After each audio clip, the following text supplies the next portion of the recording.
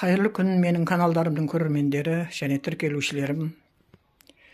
Мынау кілемшені қазақтың ұлттық оюларын салып бітірдім. Енді мына үстіңгі тоқылып тұрған бетін астына қарай жіберіп, артындағы бөлігін бері қарай төмен түсіріп, екінші кілемшені бастаймын бұйырса.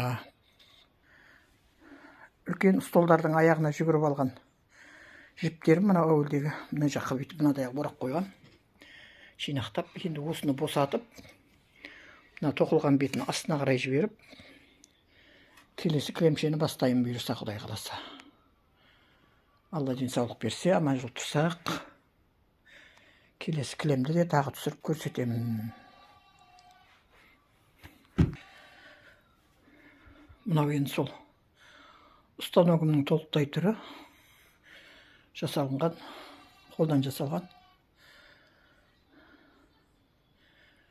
Көріп тамашалағандарыңызға көп-көп рахмет.